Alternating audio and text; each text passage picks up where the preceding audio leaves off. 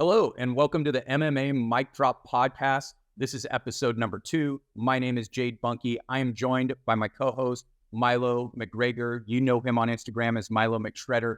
He is one of the nation's top up-and-coming amateur surfers, and he did quite well in his picks for UFC 295. We're going to get to that in a minute, but first, let me just tell all of you that what we're going to do is we're going to break down UFC 295. We're going to talk about all the carnage that we witnessed. And then what we're going to do is we're going to break down the main event of the Paul Craig versus Brendan Allen fight card. So going back to the records, Milo, you were 8-3. You did quite well. I was 9-3. We both did well. And somebody might think, well, why is there a discrepancy? Well, when it came to one fight, you just decided not to pick a winner. But you did say it was going to be by split decision. And we're talking about the Tabitha Ricci and Lupe Godinez fight. And it was by split decision. So that was pretty impressive. I think you're the blonde Nostradamus. Very impressed. So you actually know a little bit what you're talking about. Anything you want to add before we move into the first or to the top fight?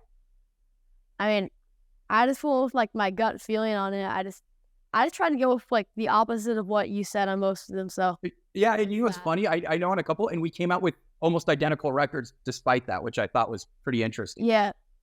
And let's talk about one of the fights that we both predicted correctly and by finish. That was Alex Pereira versus Yuri Prochazka. We both predicted a finish by Alex Pereira in the third round. It was finished in the second round, but there was some controversy. I thought the referee stopped it a little bit early. What were your thoughts?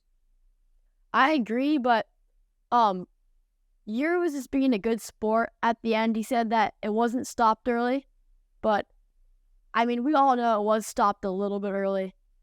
Yeah. I think it wouldn't have ended any different. It's like 3 more seconds, he would have been out anyways. So yeah, and that very well could have. Was really. Yeah, and that very well could have been the case, and I completely agree with you. I thought at the time that he was being a good sport, and I think he came out in the post-fight conference as well, and he's a press conference, and said, you know, that he was pretty much out. And you know, Yuri's such a stand-up guy. He may just be that type of person that I'm not going to make an excuse, and you know, not going to add anything to that. So that's what I think. It was a little bit early, particularly on a title fight. You gotta let that thing play out a little bit. I do understand Mark Goddard from his angle. It did look like Yuri collapsed when I watched it back a bit, but I think title fights, you still need to let it take its course. We saw he had a premature stoppage against Israel Adesanya against Pereira, and I think that was I believe Mark Goddard was the referee there. I would definitely prefer to err on fighter safety, but at the same time, championship fights, we need to have the fights take its natural course.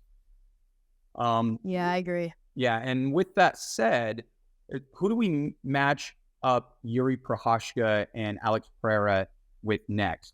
Go with Pereira. I think Alex Pereira definitely has to do Israel Adesanya 3, just to like for the trilogy, and that's a pretty obvious one for me. But Yuri, I don't really know who to match him with. Yeah, it's a little tricky. He needed to win this fight. Yeah. Yeah, and it's a little tricky, particularly because you can make the argument that he deserved to get a rematch, given that it was called a little, it was called prematurely. But we know Jamal Hill is next in line for that. But Jamal Hill's going to be out for quite some time. It's probably going to be another 9 months or so before we see him fight again. And what I would do, I love the Izzy call out. I thought that was great because given that Jamal Hill is going to be out for so long, there is an opportunity to fight Izzy again for the third time. And there is an opportunity to make it the biggest fight in UFC history. And I'm going to tell you how. Dricus du Plessis is fighting Sean Strickland in January. If Dricus du Plessis wins that fight and he becomes the middleweight champ, there is an opportunity at UFC 300 to match up Izzy versus Dricus du Plessis. And if Izzy beats Dricus du Plessis, and I know there's a lot of ifs, but this is, part of the calculations I'm sure the UFC must be making, it could create a showdown between Izzy and Pereira 3 in the middle of summer, maybe at International Fight Week, which would go down as the biggest fight in UFC history. If those other those other dominoes drop. So I agree with you there. We don't know when Jamal Hill comes back. But if Pereira defends his light heavyweight title, it has to be Jamal Hill. Full stop there. UFC has said so much, and Jamal Hill vacated his belt as well. On the flip side, I would match up Yuri Prochazka versus the winner of Magomed Ankalaev and Johnny Walker. They're scheduled to rematch. Their fight has been rebooked for January. What are your thoughts on that?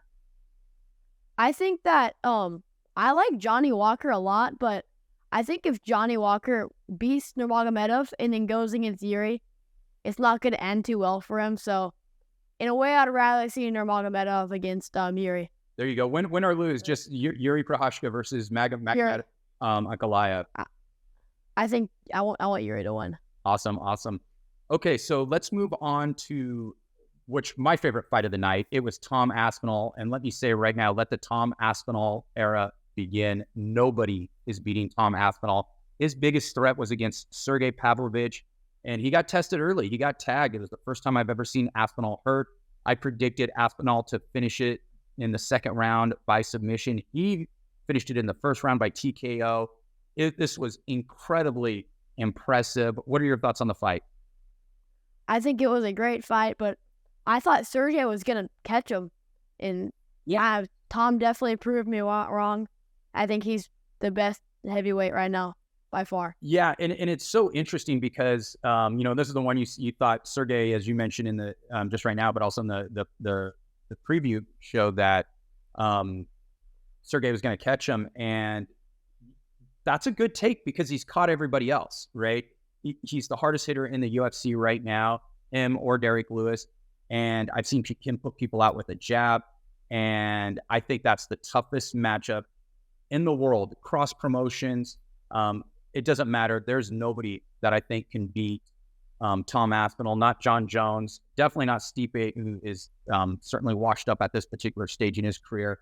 But for Tom Aspinall, for his next fight, though, it should be John Jones. Dana White said John Jones will fight Stipe. So what do you do with Aspinall? Do you wait? Do you have him wait until there's a winner between those? Or what happens if there's a double retirement? What are your thoughts? I think there's going to be a double retirement. So in a way, Aspinall's just going to he's just going to sit here with the belt now, and nobody's going to be able to take it from him because Sergio was definitely the second guy to have it. And for Sergey, he's in a really awkward position now, so because he's definitely the second best guy. So I don't know who he's gonna fight. Yeah, and it's interesting we're calling him the second best guy with John Jones, but I would agree. I think he's definitely the most dangerous fighter in the UFC, and I think he's the second best heavyweight in the world. I would probably put John Jones, and we talked about this in the preview show, that I'd probably put John Jones number 3. What I would do to set up a fight for Tom Aspinall in the absence of fighting John Jones is to match up Gelton Almeida versus Cyril Gane. I imagine Almeida runs through Cyril Gane, and then you have a legitimate contender, a deserved contender for the belt against Tom Aspinall. And that fight would be absolutely fantastic, even though I would take Tom Aspinall with that as well, because I don't think Tom Aspinall is losing anytime soon. I agree. Yeah. Awesome. I think he's gonna have the belt for a while. Yeah, it's going to be an incredible reign. So let's move on to the next fight. That was Mackenzie Dern versus Jessica Andrade. I picked Mackenzie Dern. I thought she showed promise in her stand-up the last fight. That did not translate to this fight. It looked like she was holding her head back a little high, a little far back. It looked like she was a little worried about Andrade's power, and for good reason, but I think it disrupted her flow. I think she was concerned about getting hit, and she was never able to get her to the ground, and control her and get herself in an opportunity to submit her what I thought she would be able to do. So I was completely wrong on that. What are your thoughts? I think Mackenzie came out of the gates I thought Jessica was gonna beat her for sure, and she came out of the gates she looked really fast, and then she got punched once, and you could tell that she did not like it, and she just started like she was out of control. Yeah, and it's it's interesting because I thought this is one of the ones that I called completely wrong. I thought Mackenzie Dern has made bigger improvements. And don't get me wrong, Jessica Andrade is a tough matchup, and she's still ranked number 5. All of her losses are to top 5 women. I mean, her last 3 losses, which she was on a losing streak, and one included Erin Blanchfield, who I think will be the next champ of the division. So with that said, it's who do we want to match them up with next? I would give Mackenzie Dern, the winner of the Luana Pinheiro and Amanda Rivas fight. They're both right behind her. They're fighting next weekend, so the timeline lands up. Everything lines up there. And let's see. So with Andrade, let's see, what would I give that fight to with Andrade? I would have her fight a dude. What's that? I would have her fight a dude. She's scary. She is scary. Yeah, she's got crazy punching power. Yeah. Maybe Lupe Godinez. Let's see how far Lupe Godinez can rise up the ranks there. But yeah, she is. She's got crazy power for her particular division. Now going on to the next one. This was the people's fight: Benoit Saint Denis versus Matt Favola. And I remember, I predicted this. I got 2 on the main card incorrect, and this was the other one. And I said it could go either way. I picked Favola by a finish. Wasn't out of the realm of possibility that the inverse of that can happen. And boy, did it happen! Kick to the face. Is this one of the ones that you predicted as head kick? Actually, I think it was. This is one of the ones I predicted as head kick. Did you pick Benoit? You picked Benoit Saint Denis, right? Yeah. Yeah. Wow. So you not only called it, but you called how? Pretty impressive. Head kick. Yeah. So again, if you're looking at this show and you're going to place some bets, don't listen to me. Probably don't listen to Milo either, but you might be able to make a little more with his insights. I actually said that about 1 second before the fight, before that kick, and I said somebody's going to get knocked out. And right when I said that, I remember that. Yeah, I told your dad, I'm like, watch, somebody's going to get knocked out real quickly, and then all of a sudden, that kick happened. So that was pretty funny. I think Benoit Saint Denis has like a ton of potential. After that, I didn't expect that out of him, but I don't know, that was like he had like really good technique and everything. Yeah, and what this does, Favola, I believe, was number 14, so this gets him in the rankings right away. And now he's calling for people at the top of the division. I think the lightweight division is so stacked. No, you still got to. There's so many good fights to make, and I also want to.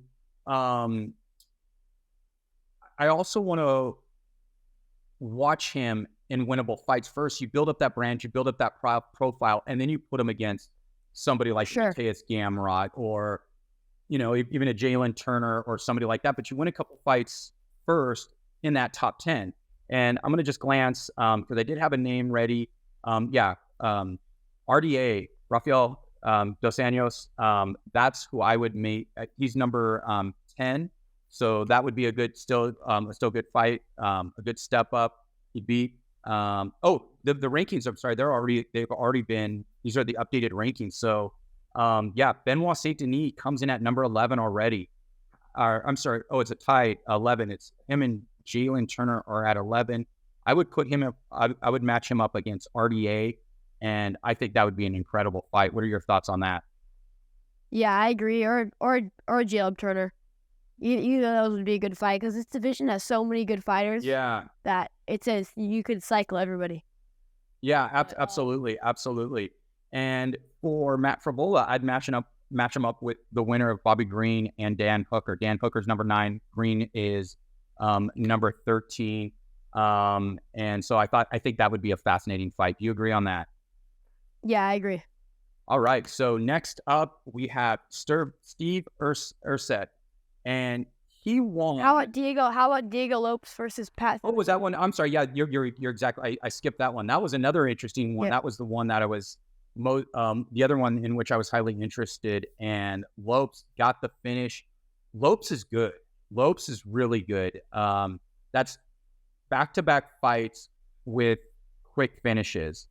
And it's interesting to see how far he can go. I think Sabatini is still good. I still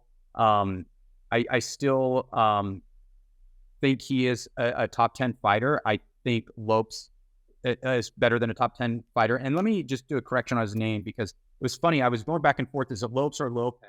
Joe Rogan in the ceremonial weigh-in, when he was walking out, introduced him as Lopes, but when he was weighing on the scale, introduced him as Lopez. So I think Lopez is actually the correct pronunciation. So we'll start calling him Lopez for now on. I'd actually give him Giga next. I think that would be an interesting fight. Any thoughts there? Do you agree, disagree? I agree. Diego Lopez, he's so fast.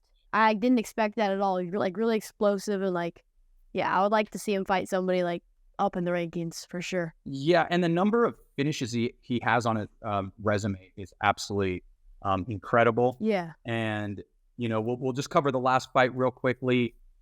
Steve Erceg squeaked out a decision. He looked incredible in that first round, and then Costa was a little wild. I'm not really high on Costa. I think he's a little too out of control, but he won the second round, and Erceg all sorts of problems that I was not expecting. But we both predicted this one right. And let me glance down again at the notes so I can just see what he's the ranking. So he's ranked at number 13. I would like to see him fight Tim Elliott next at number 11. What are your thoughts on that? Yeah, I agree. Steve Erceg, in that fight, he looked so calm and controlled, and Alessandro was just throwing haymakers at him. He did get caught, but he stayed composed. So yeah, I would like to see him fight. Yeah, good analysis there. I completely agree with that. So that's what we're going to cover. We're just going to cover the main card for the recaps. In terms of the main card, and we're going to give our predictions for the next show coming up in just a moment. What was your grade? You gave your pre-grade. You said you would grade it in terms of quality, I believe a B+, but excitement an A-. Was that correct, or somewhere in that? Yeah, it was that was exactly it. So now after the fight card, how would you grade the card on what just happened? I'm gonna give it an A+ for both. Yeah, and that's where I am. I did A- for quality. I did A+ for excitement. I give it an A just due to not an A+ simply because of the controversy in the main fight, but we did have all finishes. It was a fantastic fight card. And it's funny because I was thinking, I'm going to give it an A-, but then that stare down between Prochazka and Alex Pereira moved it back up to an A for me. That was pretty amazing. That was good stuff. So, sure. All right, now let's move on to the fight card coming up. Brendan Allen versus Paul Craig. I think this is a great matchup. Paul Craig's interesting. So if you don't watch Paul Craig, he comes out with this Scottish blue paint on his face, kind of comes out with this warrior mentality, gets into your face. He has these intense stare downs, and then he continues to get his ass kicked for about 15 minutes until he pulls a submission out of nowhere. He is one of the best submission guys in the UFC, but he struggles on the feet. So it's funny to come with all this intensity, but then back up, try to get the guy to the ground. So it's kind of funny. Brenden Allen is good. He's, I believe he's 10-2 in the UFC. His only loss recently was to Sean Strickland. And I think Brenden Allen was really good. He just ran through Muniz, as did Paul Craig. For this, give me Brenden Allen by, I'm going to go second round submission. What are your thoughts on this fight card? I think I'm going to go Brenden Allen by TKO. By TKO? Wow. And in what round do you expect that to happen? First. Oh, first round TKO. Yeah.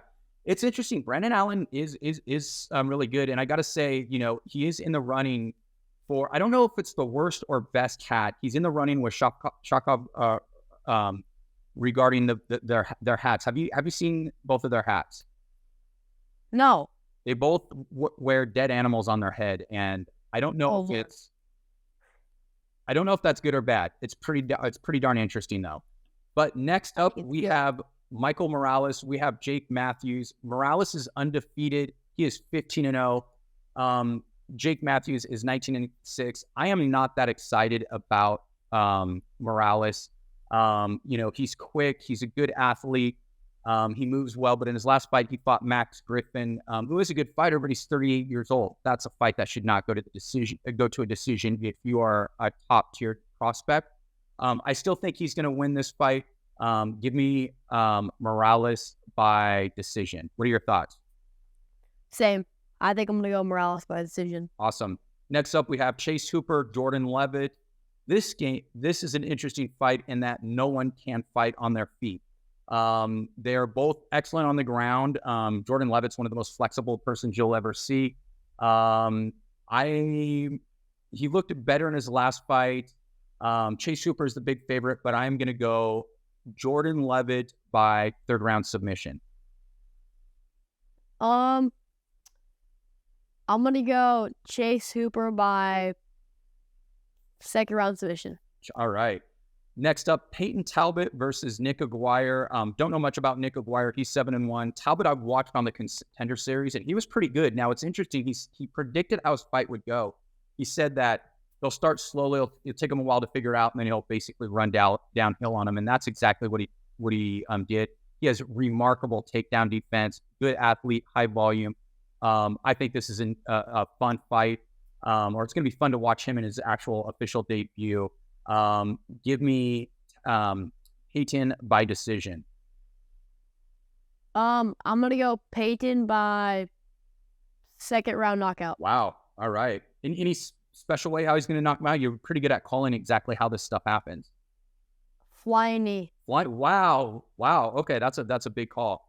All right. The last fight on the main card is Luana Pinheiro and Amanda Ribas. I think this is a great fight. I mean, they're both neck and neck in the rankings. Pinheiro is 11-1.